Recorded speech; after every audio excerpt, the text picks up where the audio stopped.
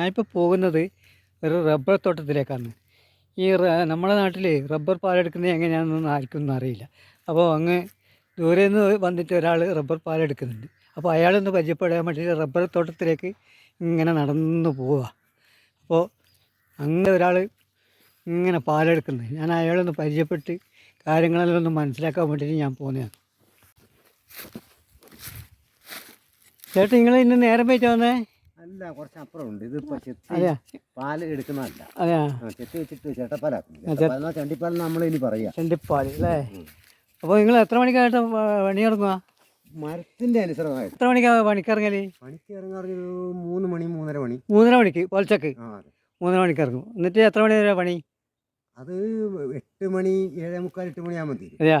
ഇതൊന്നും ഈ നാട്ടില് പൊതുവേ റബ്ബറിന്റെ അറിയില്ലല്ലോ. അപ്പോൾ ജനങ്ങൾക്ക് നിങ്ങൾ എങ്ങനെയാ ചെയ്യുന്നത് നമുക്കൊന്ന് പരിചയപ്പെടുത്തി കൊടുക്കാം. ഏട്ടൻ്റെ പേര് എന്താ? എൻ്റെ പേര് ഭാസ്കരൻ. ഭാസ്കരൻ. എവിടെയാ സ്ഥലം? ചേപ്പറമ്പ്. എത്ര കുട്ടികളും കുടുംബമല്ലോ? 2 കുട്ടികൾ. 2 കുട്ടികൾ. അപ്പോൾ ഇതന്നെയാണ് പണി ചെയ്യുന്നത്? ഇതന്നെ. കുറേ കാലമായ? കുറേ വർഷമായി. ശരി. ചെറുപ്പത്തിലേ തുടങ്ങിനാ? ചെറുപ്പത്തിലേ തുടങ്ങി, പോകുമ്പം തുടങ്ങി. ഈ റബ്ബർ പാൽ കൊണ്ട് നിങ്ങൾക്ക് എന്നാ വേതനം കിട്ടും? നമുക്കൊരു മരത്തിന് ടാപ്പ് ചെയ്ത് പാലെടുത്ത് ഷീറ്റാക്കി പിന്നെ അടിച്ച് അയലിട്ട് കൊടുത്താൽ 3 രൂപ. 3 രൂപ കിട്ടും അല്ലേ? അടിച്ച് അയലിട്ട് കൊടുക്കണം. ഓ, ഭയങ്കര അധ്വാനമുള്ള പണിയാണല്ലോ. കഷ്ടപ്പാടില്ലാതെ കഷ്ടപ്പാടുണ്ടാവും. ഇപ്പം എല്ലാ പണിക്കും കഷ്ടപ്പാടുണ്ടല്ലോ. പക്ഷേ ഇപ്പം ഒന്നാമത് തന്നെ ഇത് ഉറക്കം അത്ര കിടിക്കറി കിട്ടുക.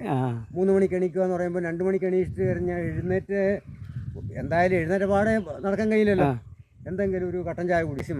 തോട്ടത്തിൻ്റെ നടുക്കുന്ന അന്നായിരിക്കുമല്ലോ വീട്. അല്ലല്ല, ഇവിടുന്ന് എങ്ങനെയായാലും ചിലപ്പം ഒരു 200 മീറ്റർ 300 മീറ്റർ ഒക്കെ ആലേ 100 500 മീറ്റർ വരെ. അപ്പോൾ അങ്ങനെ ആകുമ്പോൾ താമസം വരും. അങ്ങനെയൊക്കെ അതുകൊണ്ടാണ്. അപ്പോൾ 3 മണിക്ക് രാവിലെ എണീക്കണം എല്ലാ ദിവസവും? ശരി. അപ്പോൾ രാവിലെ വരുമ്പോൾ കഴിക്കുക ഭക്ഷണം? വരുമ്പോൾ എന്തെങ്കിലും ചായ, ഒരു ടാപ്പിയും കഴിഞ്ഞ് അന്നേരം ഭക്ഷണം. പിന്നെ ഭക്ഷണം കഴിക്കണമെങ്കിൽ ഇതെല്ലാം കഴിയണം. ഇതിന് വിശ്രമമില്ല. ഇല്ല. ഇത് കറണ്ട് വെച്ചാൽ എത്ര സമയം പാൽ എടുക്കണ്ടെങ്കിൽ? എടുക്കണമെങ്കിൽ പിന്നെ ശരാശരി പിന്നെ അത് ഓരോ ടൈമിന് വ്യത്യാസം. എന്ന് പറഞ്ഞാൽ നല്ല തണുപ്പുള്ള സമയത്ത് ഉച്ച കൂടും, ഉറ്റിക്കൊണ്ടിരിക്കും. അതിന് താമസം വരും. അതല്ല, ചൂടുള്ള സമയമാണെങ്കിൽ ഉച്ച വേഗം നിൽക്കും. അപ്പോൾ ആദ്യം എടുത്ത് വരുന്നതിനനുസരിച്ച് ഈ ടാപ്പ് ചെയ്യുന്ന ടൈമും പാലെടുക്കുന്ന ടൈമും എന്ന് പറഞ്ഞാൽ കുറേ ഓരോ മരത്തിന് എടുത്തിട്ടില്ലേ പോകണ്ടേ. അപ്പോൾ ലാസ്റ്റ് വരുമ്പോൾ ഈ ടൈം കണക്കാവും. ഈ തൊഴിലിൽ നിങ്ങൾക്ക് സർക്കാരിൻ്റെ എന്തെങ്കിലും ആനുകൂല്യം ഒന്നുണ്ടോ? നിങ്ങൾ ക്ഷേമനിധി അങ്ങനത്തെ? ക്ഷേമനിധി സർക്കാരിന് ആനുകൂല്യമുണ്ട്. ഇല്ല, ബോർഡിൽ പ്രവർത്തനമില്ല. ഇല്ലല്ലേ? അപ്പോൾ ഇത് കറണ്ട് വരുന്നല്ലേ? തീർന്നല്ലേ? ഈ കറണ്ട് നമുക്കൊരു കറണ്ട് പാലിൻ്റെ എടുക്കാം.